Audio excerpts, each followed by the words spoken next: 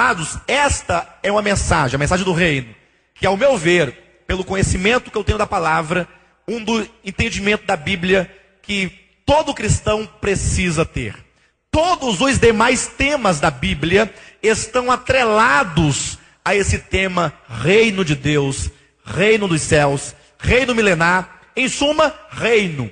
A palavra reino é uma palavra central em toda a Bíblia. Hoje nós vamos mostrar que, de fato, sem a compreensão desse tema, o reino de Deus, nenhum cristão pode ter uma vida equilibrada a partir do seu conhecimento bíblico. Amém? Já foi constatado que muitos homens do passado, se não a maioria deles, que tiveram vida equilibrada, que foram homens de Deus, que cooperaram de alguma maneira para o progresso da igreja, para a sustentação da igreja, eram homens que tinham pelo menos clareza sobre dois temas: salvação e reino. Aqueles que não têm clareza sobre salvação e sobre reino, não podem ajudar de alguma maneira a igreja num contexto universal. Eu não me refiro a um aspecto local, mas a igreja, a edificação como corpo de Cristo, historicamente falando, é preciso ter esse equilíbrio e este conhecimento entre salvação e reino de Deus. Por isso, a nossa primeira conferência foi sobre a salvação eterna de Deus. E essa conferência, o reino dos céus, ou o mistério do reino dos céus. Amém? Primeiro livro dos Crônicas, capítulo 29, versículo 10 em diante, diz assim: pelo que Davi louvou ao Senhor perante a congregação toda e disse: bendito és tu, Senhor, Deus de Israel, nosso Pai, de eternidade a eternidade, ou em eternidade.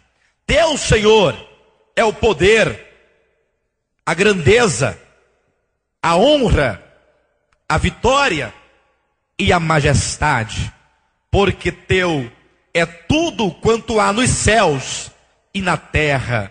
Teu, Senhor, é o reino, e tu te exaltaste por chefe sobre todos. Riquezas e glória vêm de ti, tu dominas sobre tudo, na tua mão há força e poder. Contigo está o engrandecer e a tudo dar força. Eu quero ler com os irmãos o versículo 11. Eu quero falar as frases e peço que a igreja repita no mesmo espírito, com o mesmo coração. Teu, Senhor. Vamos fazer um coro em uma só voz. Eu falo, vocês repetem. Teu, Senhor, é o poder, a grandeza, a honra, a vitória e a majestade, porque teu é tudo quanto há nos céus e na terra. Teu, Senhor, é o reino. Teu, Senhor, é o reino. Teu, Senhor, é o reino. Fale com o seu coração. Teu, Senhor, é o reino. Você, quando diz essa palavra, você tem que falar entregando a Ele o reino. Talvez você não tenha entendido. Você precisa entregar a Ele o reino. Um reino que foi usurpado no início. Amanhã nós vamos tratar com propriedade do que estamos dizendo. Um reino que na eternidade passada foi usurpado por Satanás. E que depois que ele corrompeu a humanidade, corrompeu o homem, esta mesma inclinação, essa mesma natureza de rebelião dentro do homem, também usurpa dele este reino. Por isso que na oração que o Senhor nos ensinou lá no livro de Mateus capítulo 6, ao nos ensinar a orar, ele disse: quando orardes, orareis assim: Pai nosso que estás no céu, santificado seja o teu nome, venha o teu reino e faça-se a tua vontade. As três primeiras orações, dizem respeito à vontade de Deus e ao reino de Deus e ao nome de Deus. E como é que essa oração termina? Porque teu é o reino, o poder e a glória para sempre. Aleluia! Então diga, porque teu, Senhor, é o reino. Porque teu, Senhor, entrega, é o reino. Entrega a Ele. Teu, Senhor, é o reino. E tu te exaltaste por chefe sobre todos.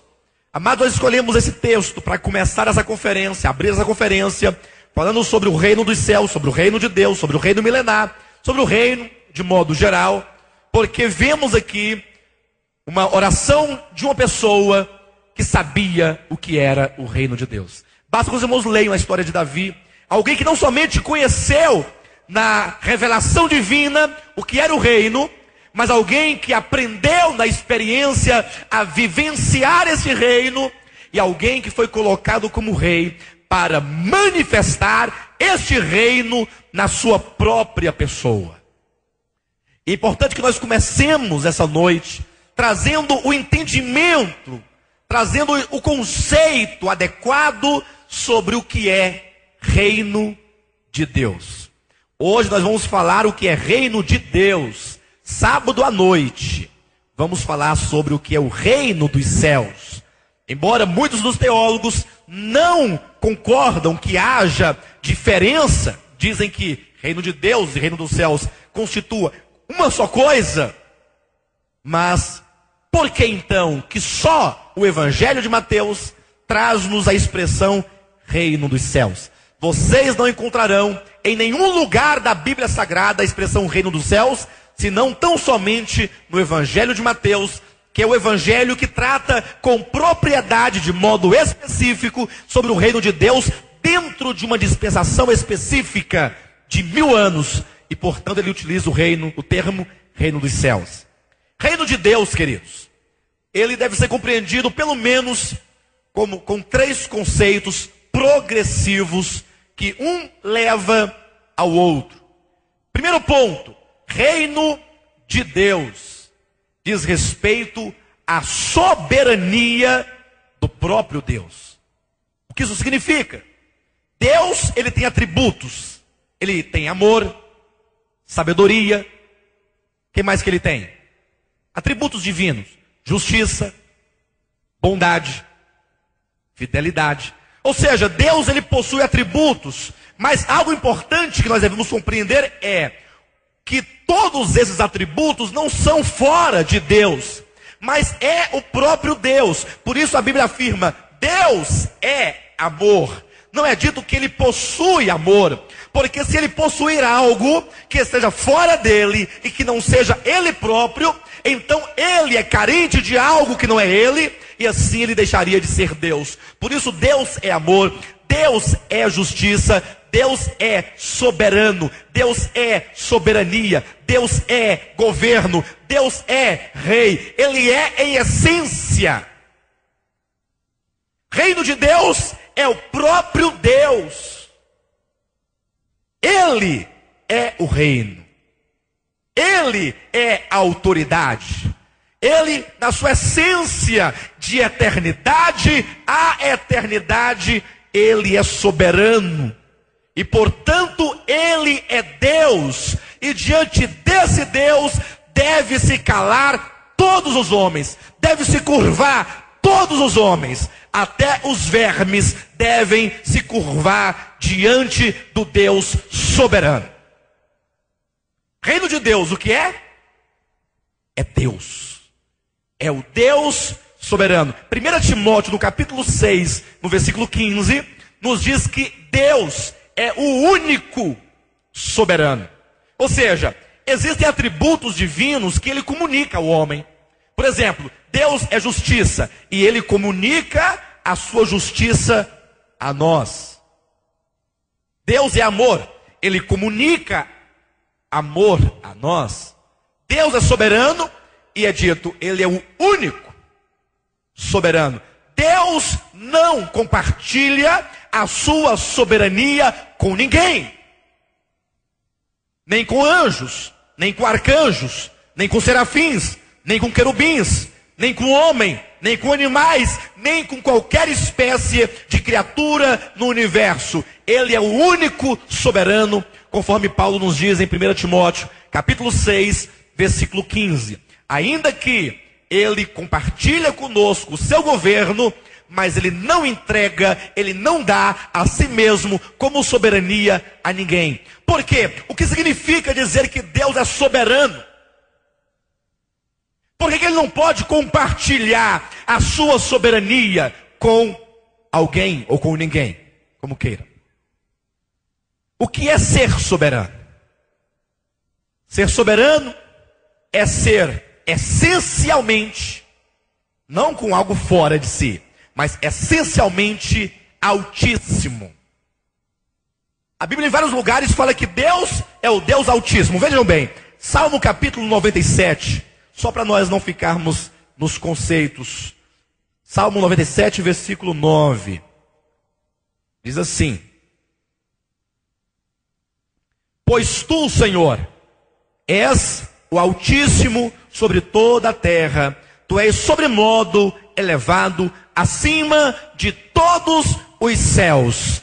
Deus é soberano porque Ele é altíssimo, porque Ele é todo poderoso, porque Ele está acima de todos os deuses.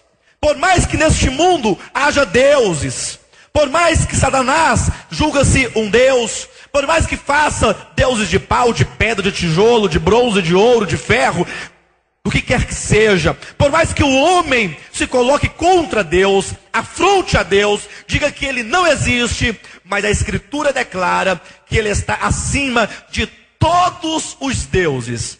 Algo para os irmãos terem uma leve compreensão da sua soberania, daquilo que Ele é. Leia Daniel capítulo 3. Rapidamente, nós temos muito texto para ler. Daniel capítulo 3, versículo 26. Amados, tudo que nós vamos falar nessa conferência até domingo é um resumo do resumo. Nós temos toda uma programação a falar aqui e nós queremos deixar de antemão claro, nós não temos como falar todos os textos que tratam do reino. Nós selecionamos aquilo que julgamos ser, no momento, mais importante. Mas é lógico que os irmãos têm aí uma Bíblia inteira para navegar esse assunto, né? E crescer. Daniel capítulo 3, versículo 26. Aqui na ocasião em que os três jovens, amigos de Daniel, Ananias, Azarias e Misael, estavam por ser lançado na fornalha de fogo. Diz assim: então se chegou Nabucodonosor à porta da fornalha, sobremaneira acesa, falou e disse. Todos aqui conhecem essa história. Nabucodonosor havia feito uma grande estátua de ouro. E atentem para a metragem da estátua. Tinha 6 côvados, melhor, 60 côvados de largura por 6 de altura. O número prevalecente é o número 6. É o número de homem. Está lá em Apocalipse 13, versículo 18. Uma imagem que representa ali, em antecipação, a imagem da besta.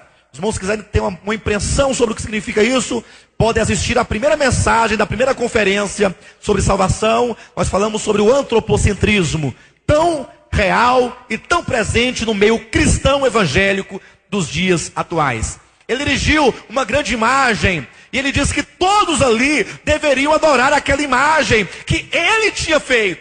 Atenção que quem está trazendo essa ordem de adoração a um ídolo, a uma imagem, é um rei. Mas não é um rei comum, é um rei muito grande. Porque no tempo de Nabucodonosor, rei de Babilônia, Babilônia era o maior império, a maior potência mundial daquele tempo. Então Nabucodonosor não era pouca coisa, ele era muita coisa.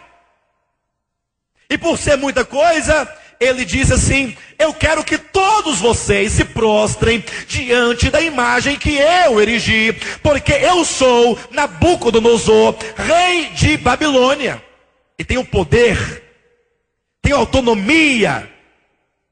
São os reflexos do pensamento de Nabucodonosor. eu posso mandar com que vocês se prostrem diante desta imagem. E se alguém se atrever a não se prostrar, eu posso acender uma fornalha e matá-los queimado. Porque eu posso. Porque eu sou rei, abre aspas. Porque eu sou soberano, fecha aspas. Ele pode de fato. Fez lá a estátua, e aí colocou uma banda. Toda essa descrição é uma referência ao reflexo do pensamento dele. Atentem para o final da história.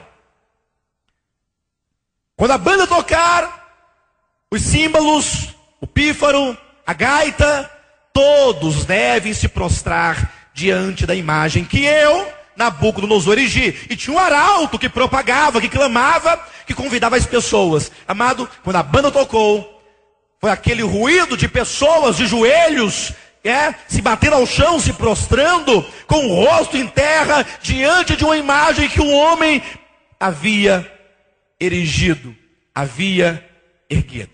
Mas no meio daquela multidão, havia 3 homens, que tinham clareza, consciência, revelação, de que só há um Deus, de que só há um soberano, de que só há um Altíssimo em todo o universo. E eles falaram, nós não vamos nos prostrar, porque afinal, quem diz é Nabucodonosor.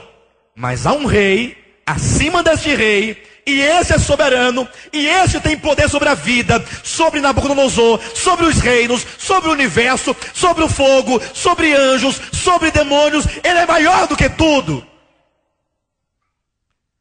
E aí então, chamaram o rei.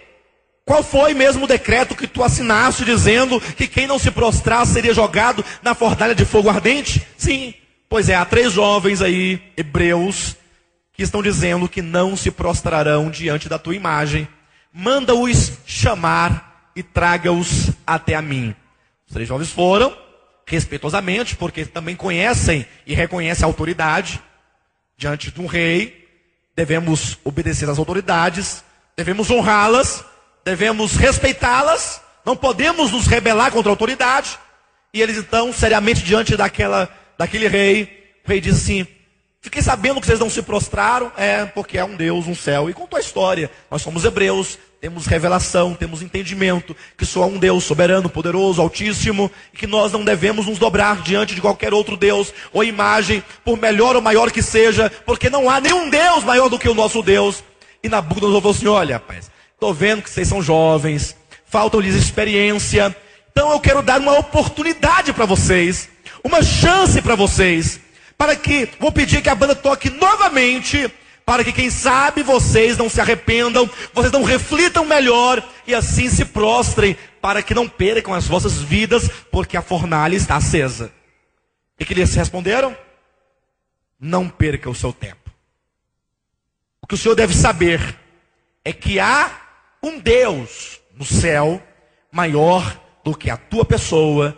Tu não és soberano, Ele é soberano, ainda que Ele te conferiu o reino, ainda que Ele te conferiu a autoridade, mas é uma autoridade debaixo da autoridade dEle, e portanto eu sou submisso primeiramente ao Rei dos Reis, depois a ti. O rei ficou furioso e mandou que aquecesse a fornalha 7 vezes mais. 7 vezes mais, intensifica 7 vezes, porque esses varões, esses homens, estão desafiando a minha autoridade, o meu poder, a minha soberania. E ele declarou as tristes palavras de toda a sua existência. Está aqui no capítulo 3, versículo 15. Agora, pois, estáis disposto, e quando ouvirdes o som da trombeta, do pífaro, da cítara, da harpa, do saltério, da gaita de foles, prostrai-vos e adorai a imagem que fiz. Porém, se não adorardes, sereis no mesmo instante lançados na fornalha de fogo ardente. E quem é o Deus que vos poderá livrar das minhas? Quem é? O que ele disse? Quem é o Deus? Eu sou Nabucodonosor. Quem é o Deus? poderá livrá-los. Amados, os 3 jovens foram amarrados de cordas com suas roupas, com seus chapéus, e foram lançados dentro da fornalha 7 vezes aquecida. Diz a Bíblia que o calor era tão intenso que os homens que lançaram os 3 jovens morreram pelo calor da fornalha. Então, toca a banda, todos se prostrando e continua a festa, porque fica aí de exemplo para quem se rebelar contra o meu reino, contra a minha soberania, contra a minha autoridade. Quem é o Deus que poderá livrá-los da minha mão? E continuar a festa. E aí vem a curiosidade do rei, querendo saber como é que os jovens estão lá, o torrão, o churrasquinho, né? E aí ele vai devagarzinho de longe, ele olha. Amados, eu fico pensando, o rosto do rei empalideceu, ficou pálido. Ali ele se encontrou consigo mesmo e ele começou a perceber que ele não era nada. E que Deus é o rei, que Deus é tudo. Ele olhou, chamou os conselheiros, chamou os soldados. Talvez ele achava que ele estava delirando. Afinal, quantos nós mandamos? Não foram 3 que nós mandamos? Sim, rei, foram 3. Por quê? Porque eu vejo 4 homens. Diga glória a Deus. Eu vejo 4 homens. E eles não estão presos. E eles não estão atados. E eles não estão tristes. E eles não estão queimados. Mas eles estão livres, libertos, passeando no meio do fogo. Glória a Deus. E o 4 é semelhante ao Filho de Deus. Manda-os tirar de lá. Veja o versículo 26 que nós lemos. Então se chegou Nabucodonosor à porta da fornalha, sobremaneira acesa, falou e disse: olha que sábias palavras. Sadraque, Mesaque e Abidnego, servos do Deus Altíssimo. O que é o Deus Altíssimo?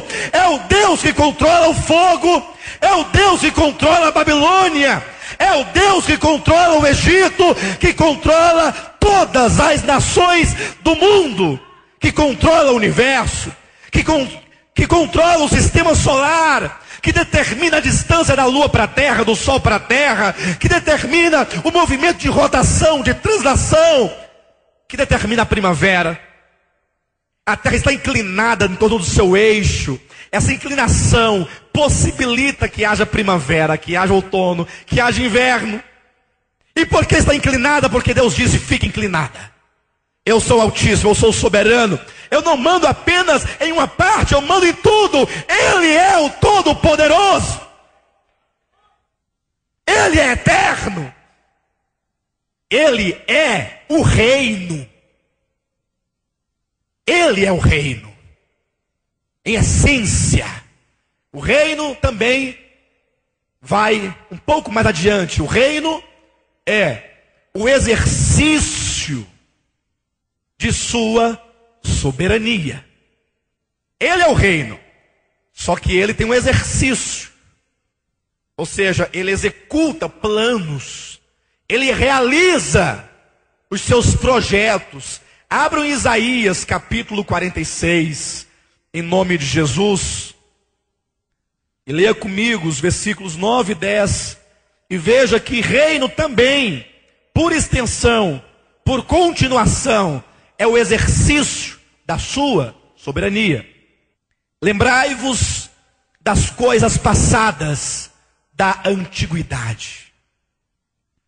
Amados irmãos, sabe que o homem sempre foi propenso a fazer deuses, ídolos, né? É mesmo porque Satanás trabalha levando o homem à fabricação de deuses, de ídolos. Mas Deus começa a dizer assim: olha, lembrai-vos das coisas passadas da antiguidade. Deus nos convida a olhar para trás, para a história. Ele nos convida a olhar para os reinos do passado. Babilônia, que teve sua origem em Babel. Gênesis capítulo 10 e 11. Olhai para as coisas passadas da antiguidade.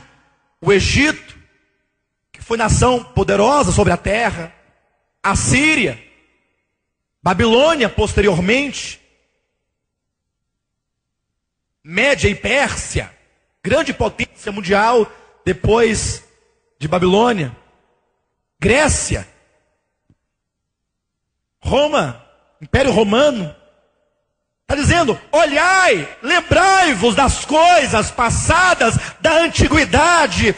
Deus está nos convidando a olhar para a história, para o curso da história. Você fala assim: mas o que tem a ver lembrar das coisas passadas da antiguidade? 2 pontos. Ele diz que eu sou Deus. Isso é reino. Isso é reino. Eu sou Deus. Ele diz mais: e não há outro. Eu sou Deus e não há outro semelhante a mim, que desde o princípio anuncio o que há de acontecer. Ah, então veja, reino é o exercício da sua soberania. Desde o princípio, ele está anunciando o que vai acontecer. O que é um governo?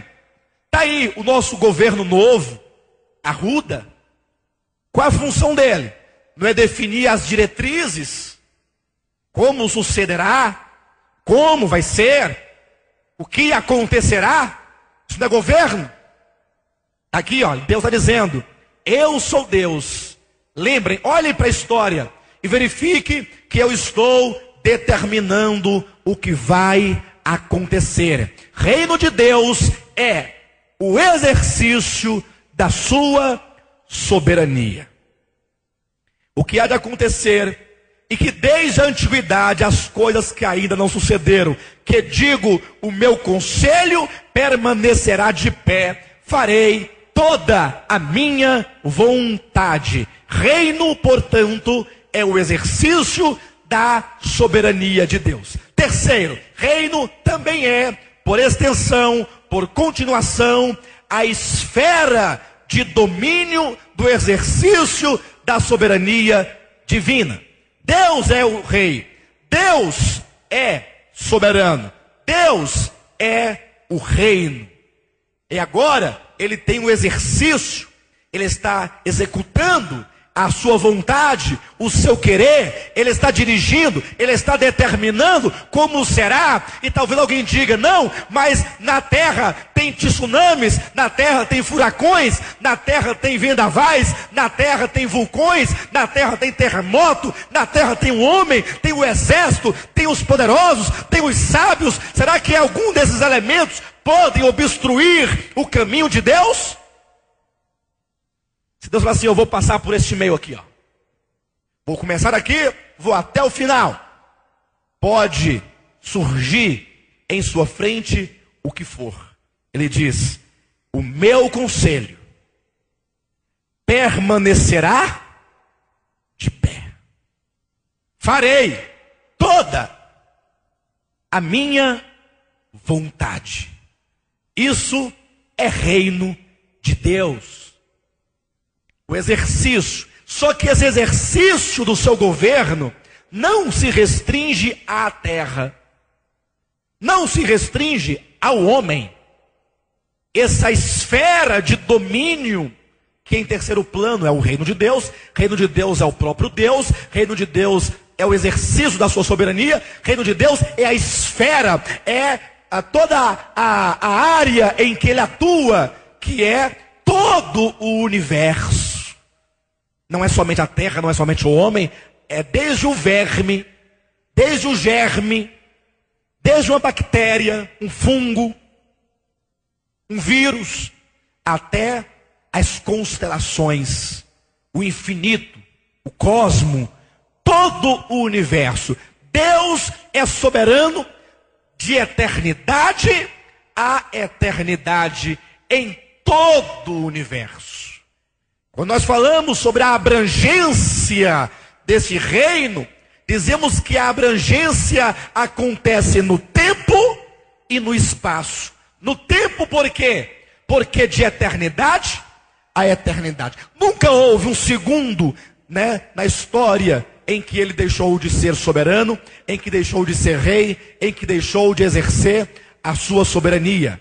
De eternidade a eternidade, tu és Deus. Salmo capítulo 90, versículo 2. Daniel capítulo 2, versículo 20. De eternidade a eternidade, tu és Deus. Nos céus, na terra, debaixo da terra, em todo o universo. Isto é reino de Deus. Vamos repetir? Reino de Deus é o próprio Deus como soberano, é o exercício da sua soberania e é a abrangência em que ele exerce a sua soberania, que é de eternidade a eternidade em todo o universo. Agora preste atenção. De eternidade a eternidade. Na eternidade passada, antes que houvesse mundo, antes que houvesse vida criada, antes que houvesse qualquer coisa criada, lá estava Deus na eternidade. E ele disse: eu vou caminhar, eu vou caminhar. E eu vou cruzar o tempo. Deus estabeleceu que haveria o tempo. Ele projetou no seu plano eterno a criação, anjos, principados, potestades, poderes, domínios celestiais, mundos habitados e a terra criada, com o homem criado. Ele definiu que haveria de ter um tempo e ele determinou: eu vou cruzar de uma extremidade a outra. Eu vou caminhar, eu vou passar pelo tempo, vou me fazer temporal na pessoa do meu filho encarnado, e eu vou chegar na eternidade futura. Então, todo esse caminhar de Deus, de eternidade a eternidade, é o exercício do seu governo. Até mesmo a morte de Jesus é um ato do governo de Deus. Não pensem, passou algumas imagens do filme ali, Paixão de Cristo.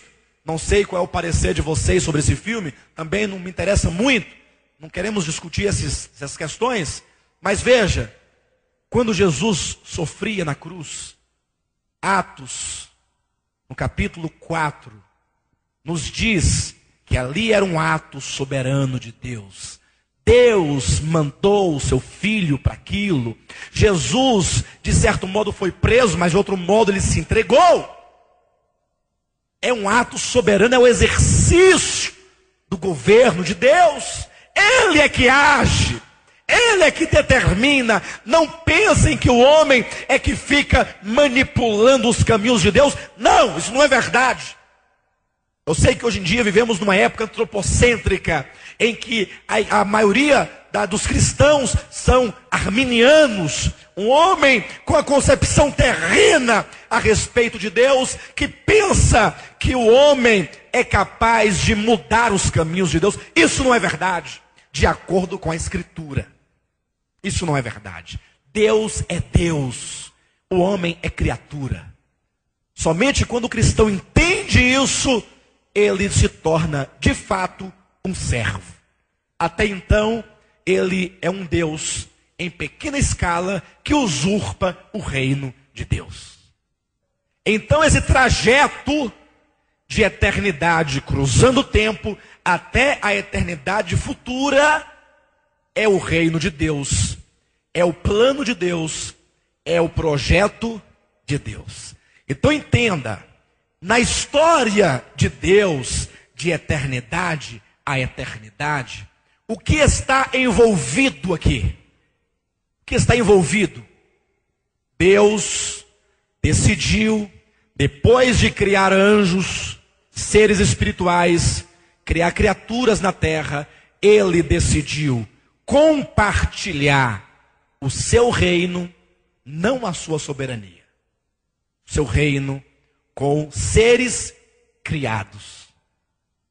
Ele entregou, amanhã de manhã, falaremos com propriedade sobre isso. Ele entregou o reino, ou o exercício do seu governo, na mão de Lúcifer. Está aqui. Você vai governar desde os céus, não o céu do trono de Deus, os céus de seres criados, onde estão principados e potestades, a terra. Você vai governar. Mas o que esse ser criado fez? Ele usurpou. Ele disse: a partir de agora eu comando, domino. Eu não quero ter um reino compartilhado, porque Lúcifer, ao receber de Deus, eu falo Lúcifer tratando-se antes da queda, porque depois da queda ele é Satanás. Quando ele recebeu, ele deveria governar debaixo de governo. Mas ele não queria isso. Ele usurpou, ele tomou, ele desafiou a Deus. Então a história da Bíblia, a história de Deus, começando na eternidade, é de um reino que foi comunicado, primeiro. Segundo, um reino que foi usurpado. A história da Bíblia começa um reino compartilhado, um reino usurpado. Gravem essas duas coisas na mente e no coração. Qual foi o resultado? A partir de então, Deus começa a caminhar. Caminhar, ele entra no tempo caminhando. Para quê? Por que que o verbo se faz carne? Por que que na plenitude dos tempos, falaremos sobre isso com particularidade no sábado à noite, por que que na plenitude dos tempos o eterno se faz homem, o infinito se torna, de certo modo, finito na humanidade? Alguém fala, para morrer. E por que morrer? Para perdoar os pecados. Mas isso aí é superficial. Isso é princípio elementar da fé. Lá no Apocalipse vai responder. Todo esse trajeto de Deus, esse caminhar de Deus, esse caminho de Deus, constitui Deus entrando na história, pelo exercício do seu governo, para resgatar o reino comunicado que foi usurpado. Ele veio para resgatar esse reino, levá-lo sobre si, juntamente com a sua igreja, juntamente com o seu povo, e chegar até o reino milenar, gozar dos benefícios de ter resgatado esse trono, esse reino que foi usurpado, e então no final falar: Pai, aquele reino que foi usurpado é teu, estou te entregando. Por isso Jesus é chamado de o servo sofredor. Por que servo? Porque no momento que o filho entra na história e começa a caminhar, ele está sob governo, ele está dentro de um projeto de Deus para trazer de volta esse reino e devolver ao Pai. A história da Bíblia começa com um reino compartilhado, continua com um reino usurpado, prossegue com um reino reconquistado, um reino redimido pelo preço de sangue, pelo preço da renúncia, pelo preço da abnegação, pelo preço dos sofrimentos, pelo preço da morte. E aí chega no reino milenar como um reino conquistado e é entregue ao Pai como um reino resgatado. A história da Bíblia é a história do reino. Todas as demais doutrinas, redenção, perdão de pecados, salvação, dons espirituais, qualquer que seja o tema, deve estar atrelado ao tema principal, o reino de Deus. Tem que estar atrelado. A interpretação da Bíblia deve partir dessa linha que vai de eternidade a eternidade. Um reino compartilhado, um reino usurpado, um reino reconquistado, um reino conquistado, um reino devolvido, restaurado, resgatado. O reino eterno. Não temos como fugir desta linha. Então, isso aqui é basicamente o que nós vamos ver de amanhã a domingo. Cada detalhe, nós vamos passar por eles. Aqui, ó, detalhando dentro da Escritura e como foi que aconteceu. Os processos, a morte de Cristo, no sábado à noite, quando Cristo carregava a cruz, ele dizia, aquele ato era como quem dizia, Pai, cumpra-se a tua vontade. A tua vontade é ter de volta aquilo que é teu. Glória a Deus. Sábado à noite. Por isso que a Bíblia diz que existe o caminho de Deus. E nesse ponto, poucas pessoas e poucos cristãos entendem. Querem ver uma coisa? Vamos ler alguns textos. Vamos abrir no Salmo 103.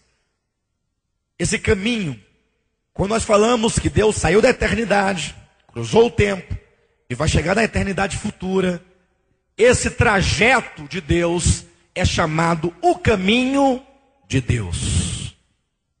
Salmo de número 103, versículo 7, diz assim: manifestou os seus caminhos a quem? A Moisés. E os seus feitos? Amados, prestem atenção. Deus revelou os seus caminhos a Moisés. Ao povo de Israel, todavia, revelou apenas os feitos. Por exemplo, quando nós vemos um pregador eloquente, abençoado, servo de Deus, mas que tem uma insistência, pois tem sobre si, acredita, um ministério, e fica ali pregando insistentemente os milagres de Jesus. Jesus curou o cego, isso é bênção, curou, é verdade, ele cura hoje. Vocês creem nisso? Cura o cego, paralítico, ressuscita o morto, faz tudo isso.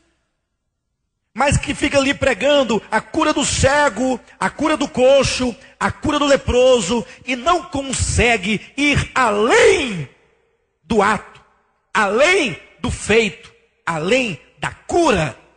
Essa pessoa está como os filhos de Israel. Ele tem a revelação dos feitos, do que ele faz. O que ele fez? Curou o cego, maravilha. Vamos aplaudir Jesus pela cura do cego. Que bênção. Mas por que ele curou o cego? Tem algo maior. Tem algo maior. A Moisés, Deus revelou os caminhos. O que são os caminhos de Deus? É a revelação da trajetória de Deus. De onde ele saiu, por que ele saiu, para onde ele vai. E o mais importante, onde ele está neste momento. E onde ele vai chegar. É uma compreensão holística, global, universal da Bíblia. É por isso que nós não compreendemos a Bíblia com um texto isolado. Todo entendimento tem que estar atrelado ao todo. Moisés entendeu, compreendeu o processo, as razões. Os filhos de Israel não.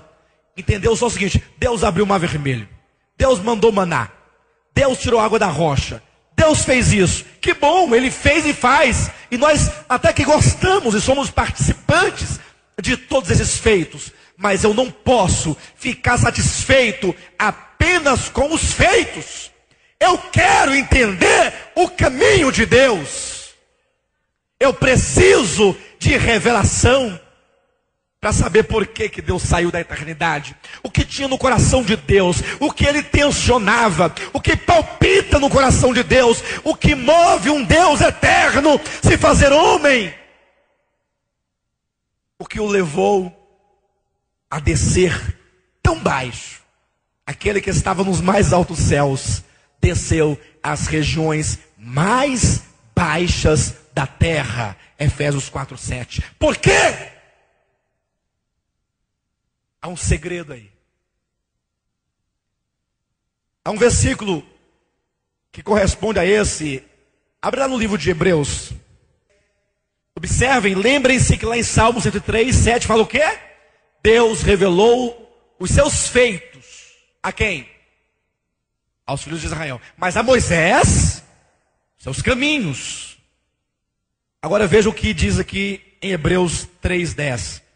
Por isso, isso é Deus falando, me indignei contra essa geração e disse, estes sempre erram. Aonde? Estes sempre erram no coração. Eles também não conheceram os meus caminhos. Ah, queridos, se eu pudesse, se eu tivesse o poder de abrir a cabeça de vocês e colocar aí dentro o que eu sinto, o que eu penso, o que eu entendo que Deus me concedeu, eu faria. Mas eu sei que essa noite ainda talvez muitos saiam ainda sem receber, sem conceber os caminhos de Deus. Mas calma, ore, se humilha, abre mão daquilo que o homem te deu, daquilo que a religião te legou. Fala, Senhor, eu estou aqui para que tu, não o homem, ministre ao meu coração. Pode quebrar o que não é teu. E você vai ver. Você vai ver. Eles não conheceram os meus caminhos. Atos capítulo 18, versículo 24 a 26. Nos fala a respeito de um homem chamado Apolo. Aqui. Quem era Apolo? Há tantos Apolos hoje em dia. Muitos Apolos. Homens de Deus. Sinceros, verdadeiros, mas Apolos.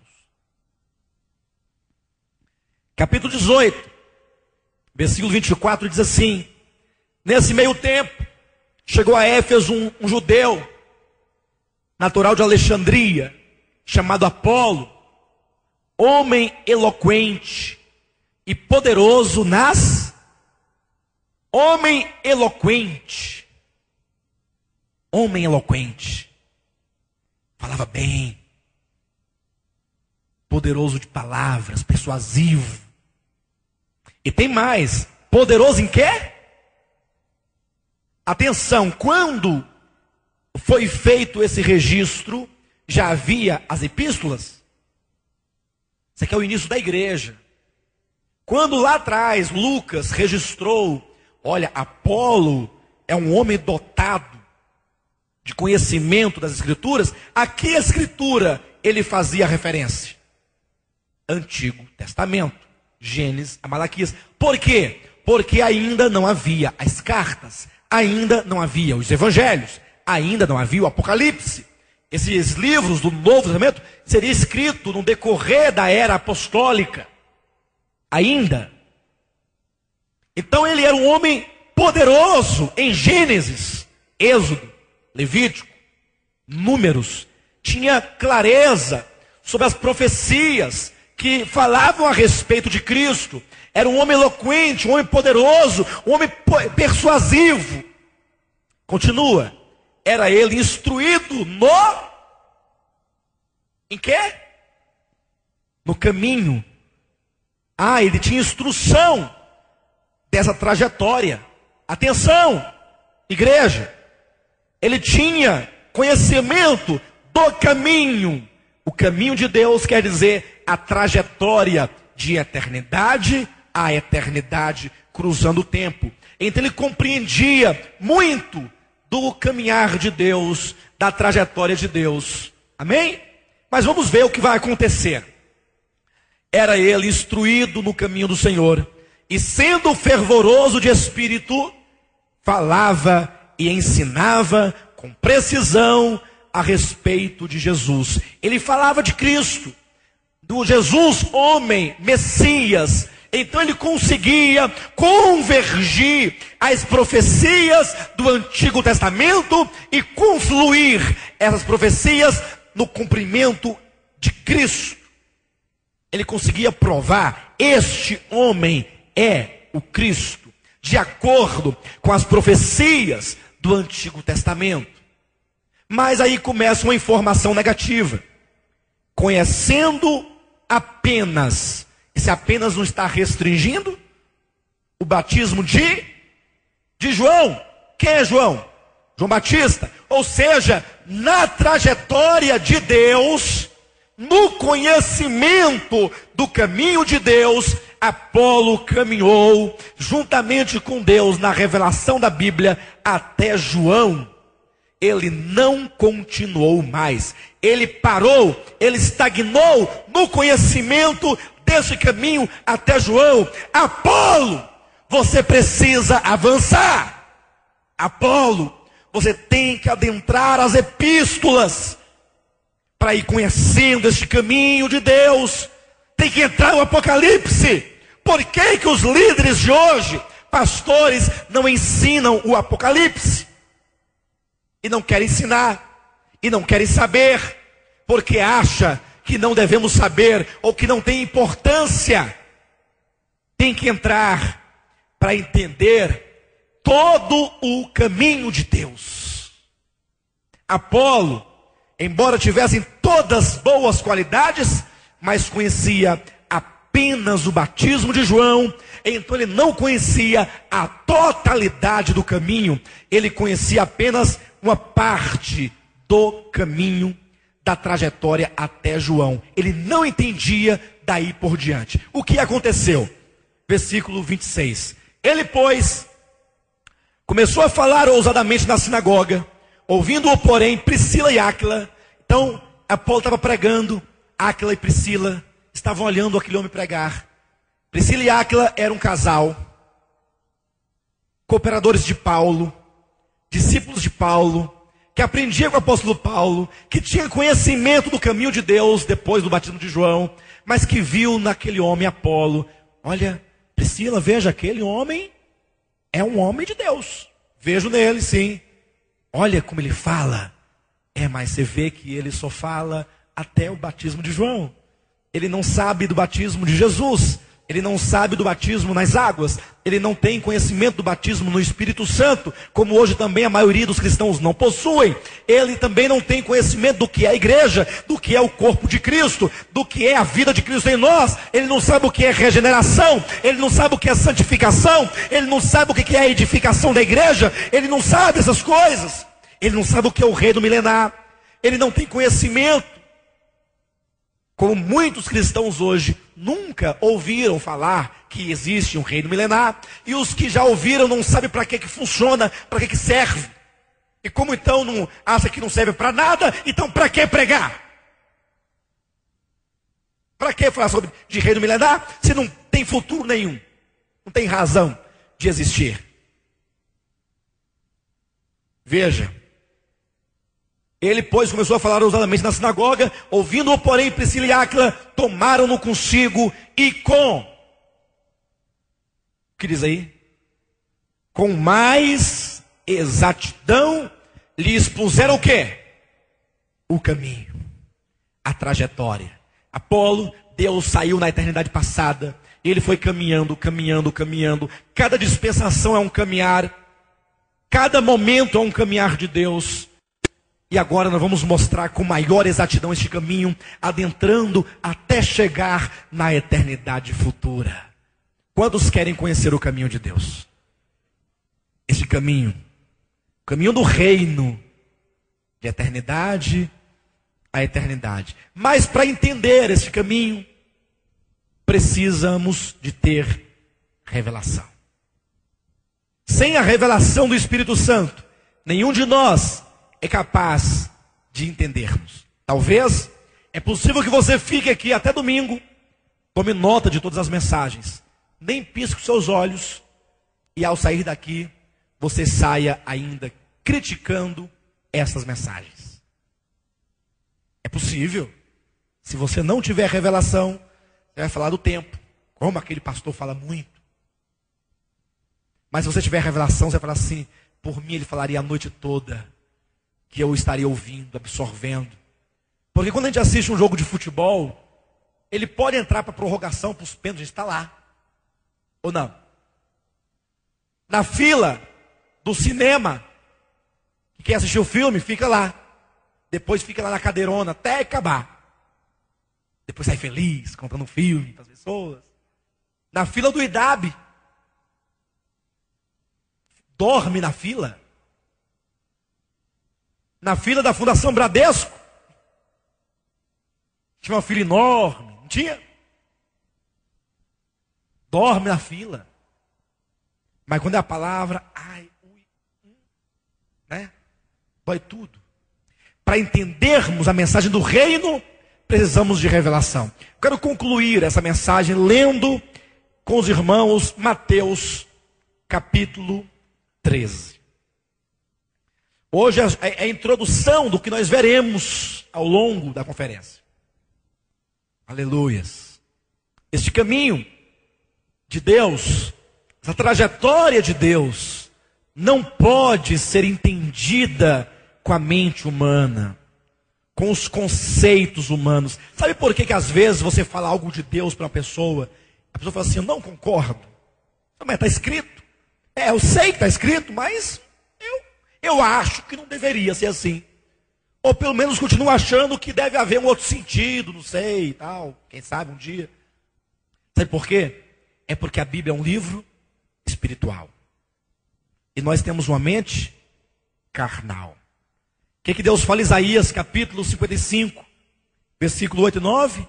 Porque os meus pensamentos não são os vossos pensamentos. Se você quer ter revelação de Deus, deve partir desse princípio: abandonar os meus próprios pensamentos para absorver pensamentos sublimes, pensamentos transcendentes, pensamentos eternos. Eu quero compreender com o meu pensamento. Não vai entender. Não vai entender. Não vai. Os meus pensamentos não são os vossos, e os meus caminhos, também não é. Ou seja, se fosse eu faria isso. Eu estava conversando com um grupo de pessoas, e no final da conversa, depois da exposição da palavra, uma jovem falou assim: você foi convincente. Você foi convincente. Eu sei que eu tenho que estudar mais. Mas se for deste jeito mesmo, como você expôs, eu cheguei a uma conclusão. Falei: pois não. Eu sou muito mais misericordiosa do que Deus. Engraçado? Vocês estão achando engraçado? Isso não é de rir, não. Isso é de chorar. Eu sei que é engraçado, sim. Eu entendo o sorriso dos irmãos. Mas é de chorar. Aí eu falei: muito bem. Por que você é mais misericórdia? Ela expôs a situação, aí nós convencemos que ela não tem nada de misericórdia. Chegou ao final, tudo bem. Mas verifique, por que chegou-se a essa conclusão? Porque ela queria entender a soberania de Deus com seus próprios pensamentos. Não tem jeito. Não tem jeito. Os meus pensamentos não são os vossos. Então, para termos revelação, precisamos abandonar os nossos próprios pensamentos. E tem mais. Não é nem os nossos próprios pensamentos. Porque ninguém aqui tem pensamento próprio. Porque nós somos o produto de uma geração. Nós somos o produto de um sistema. Nós somos o produto do cosmos. Nós pensamos como Satanás pensa. Não se assuste. A mente do homem está forjada pelo príncipe da potestade do ar, que atua nos filhos da desobediência. É um mundo que foi planejado e ele diz a cor que você gosta, a cor que você não gosta, a novela que você gosta, a novela que você não gosta, a comida que você gosta e a comida que você não gosta. Em um lugar ele diz que mulher bonita é mulher gorda, em outro lugar diz que mulher bonita é mulher esquelética, anoréxica mesmo. E assim o povo assume o padrão de beleza que o cosmo determina, e por isso a Bíblia fala: não vos conformeis com este século, com esta era, com este aion, de acordo com o grego, mas transformai-vos pela renovação da vossa mente. A mente tem que ser elevada, transformada, conforme a mente de Cristo. E aqui está a mente de Cristo. Palavra de Deus. Aqui é o que ele pensa. Aqui é o conceito de Deus, é o modo de Deus. Por isso aqui em Mateus, e agora aqui vem uma advertência, e cuidado para não confundir e achar que eu estou me contradizendo, porque quando nós falamos de salvação, e vocês são testemunhas que na conferência passada, ao tratar de salvação, nós falávamos do ato soberano de Deus, e de que o homem não tem a participação nesse processo, mas estamos falando sobre reino, e ao tratar sobre o reino, estamos falando com cristãos, com salvos, e ao falar sobre os salvos, estamos falando daqueles que têm, de certo modo, relativamente falando, um direito ou uma escolha entre a carne e o espírito, porque os incrédulos não têm. Incrédulo é carne, o cristão é carne e espírito, e agora ele tem essa oscilação em andar na carne ou andar no espírito, absorver do espírito ou absorver da carne. Então tem essa relatividade dos cristãos, e ao falar do reino, eu digo, você pode ter a sua salvação garantida, mas ao tratar-se do reino, você pode simplesmente, por causa de uma mente terrena, de conceitos preconcebidos, fechar para ti a porta do reino. Talvez muitos não estão entendendo como pode ser salvo e fechar para si a porta do reino. Até domingo você entende. Até domingo você vai entender. Você pode fechar para si mesmo a porta do reino. Veja Mateus capítulo 13. Nós vemos aqui que o capítulo 13 vem depois do capítulo 12. Isso é muito importante saber disso. É muito importante. É um segredo. Não pense que o capítulo 13 poderia vir antes do capítulo 12. Não. O capítulo 13 vem depois do 12, porque o 12 introduz o 13. No final do capítulo 12, o capítulo 12 como um todo, Jesus Cristo veio desde de capítulo 1 de Mateus, Mateus 1, 2, 3, 4, 5. No 12, ele expulsou de um homem um demônio. Então os escribas, fariseus, sacerdotes começaram a contender com Cristo, e naquele confronto, naquele embate, eles disseram que Jesus expulsava o demônio pelo poder de Belzebu. Foi aí que Jesus Cristo, então, depois de tanto debater numa casa, chegou alguém e falou assim: Jesus, pois não, a tua mãe e os teus irmãos estão lá fora te chamando. O que ele disse? Meus irmãos e minha mãe são todos os que fazem a vontade do meu Pai Celestial. Ora, o que quer dizer isso? Ele está desprezando sua mãe, seus irmãos? Não.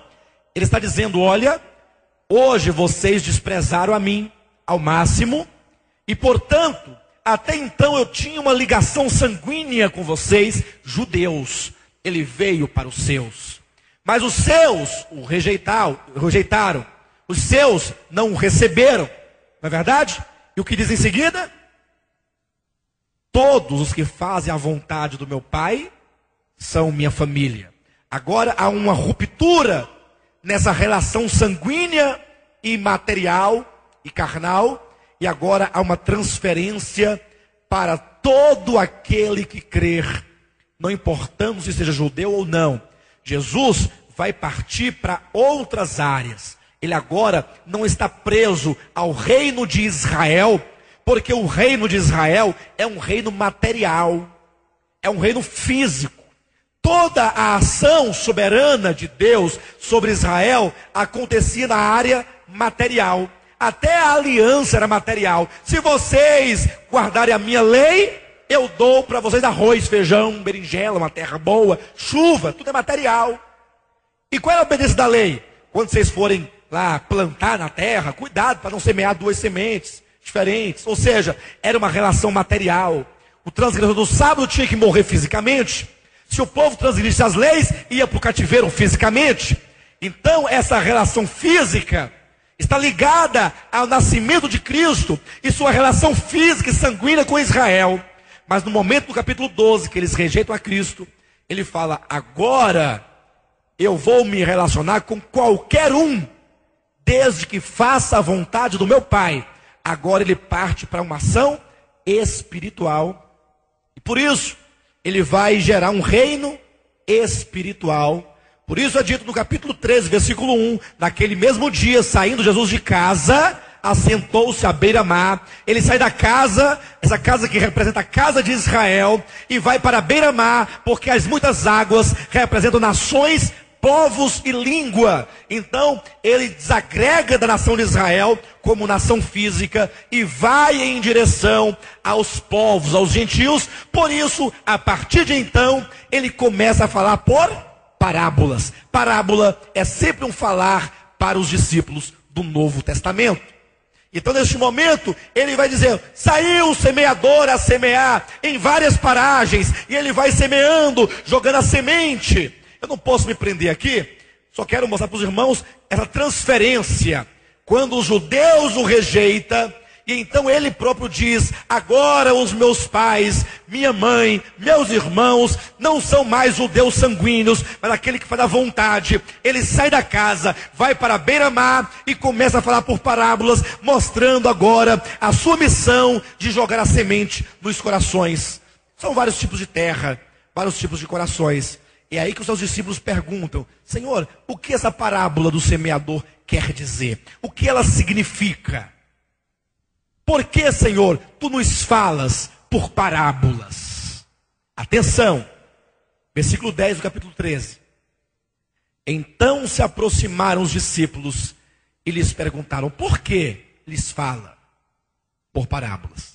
Ao que respondeu: porque a vós outros é dado conhecer os mistérios do reino dos céus, mas a aqueles não lhes é isso. O Senhor diz: olha, eu revelo a vocês, mas não revelo àqueles. Verifiquem que aqui está falando de uma revelação de mistérios. Eu consegui chegar até o final da sinopse, mas não consegui chegar até o final do desdobramento do texto. Tanto que eu corri nessa relação, capítulo 12 e 13, né? Talvez não ficou muito claro, mas a gente pode em outra ocasião falar melhor sobre capítulo 12 e 13 de Mateus. De maneira que Jesus está explicando: existem mistérios do reino que não é concedido a todos a compreensão. Versículo 11. Melhor, versículo 12. Pois ao que tem se lhe dará. Você tem? Quem tem? Se lhe dará. Mas ao que não tem, até o que tem lhe será tirado. Por isso lhes falo por parábolas. Por quê? Vendo, não veem. E ouvindo, não ouvem, nem entendem. De sorte que nele se cumpre a profecia de Isaías: ouvireis com os ouvidos e de nenhum modo entendereis. Vereis com os olhos e de nenhum modo percebereis. Amados, eu quero deixar claro para os irmãos o versículo 15, para que você saiba proceder de modo adequado como cristão, para que você tenha a revelação dos mistérios do reino. Só terá a revelação dos mistérios do reino aqueles que tiverem a plena compreensão do versículo 15 e procederem de modo diferente do que está aqui. Por que será que o Senhor disse que não revelaria a alguns os mistérios do reino? Por quê? Porque ele disse que a uns ele revela os mistérios do reino e a outros não. Não estamos falando da salvação, da redenção. Estamos falando dos mistérios do reino. E há necessidade de se fazer separação entre salvação e reino, o que nós faremos em mensagens posteriores. Versículo 15. Porque o coração deles está endurecido, de mau grado ouviram com os ouvidos e fecharam os olhos. Ou seja, eles tinham uma predisposição em não querer ver e não querer ouvir. Na verdade, eles não queriam ouvir. Já estavam tão satisfeitos. Já tinha uma religião formada, já tinha Moisés, os profetas. Por que eu quero ouvir? Sabe quando você, Jailson, chega para uma pessoa e fala, rapaz, eu ouvi uma mensagem, eu queria que você ouvisse. Aí você vê que a pessoa está desdenhando de você, não sei, tal. Você não está interessada, ela não quer ouvir, porque ela acha que não tem que ouvir, ou que já sabe tudo, ou que não tem nada importante, ou que você está numa seita. A pessoa, ela tem uma predisposição de não ouvir. Mas ela for muito sua amiga e ficar te ouvindo, ainda que ela ouça com os ouvidos, ela não ouve. Ainda que ela veja com os olhos, ela não vê. Porque o problema não está na tua pregação, está nos ouvidos, nos olhos e no coração de quem ouve. Quando nós pregamos a mensagem do reino para cristãos, porque a mensagem do reino não é para ser pregada para não cristãos. Para não cristãos se prega o evangelho da graça. Para cristãos se prega o evangelho do reino. E quando se prega para os cristãos o evangelho do reino, há muitos que não querem ouvir, que não querem entender. O coração está endurecido. Aí alguém pensa assim, mas Jailson, por que o coração do outro está endurecido? Por que ele não quer ouvir? Quem sabe por que ele não quer ouvir? Alguém que conhece alguém que não quer ouvir? Cristão que não quer ouvir? Conhece? E por que esse indivíduo ou indivídua não quer ouvir? Não é julgamento. Está escrito. Para não suceder. A pessoa tem receio que aconteça algo. Para não suceder, que vejam com os olhos, ouçam com os ouvidos, entendam com o coração e se convertam e sejam por mim curados. Eles não querem ser curados. Não querem. Estão satisfeitos com a religião cristã romana. Sim, eu sei que é assim. Quando a gente fala do mundo, do cosmos, a gente sempre pensa no carnaval, na feitiçaria, nas religiões pagãs. Mas eu quero dizer para os irmãos que nunca houve uma expressão do cosmos tão grande como nos dias de hoje no meio do cristianismo. É preciso que você fale, Senhor, eu quero ver com os olhos. Eu quero ver com o coração. Porque somente depois que eu ver com os olhos e ver com o coração, eu posso me converter e ser por ti curado. Eu quero ser curado nessa conferência. Quantos querem ser curados? Diga amém. Glória a Deus. Essa introdução foi para despertar o interesse dos irmãos pelo que acontecerá.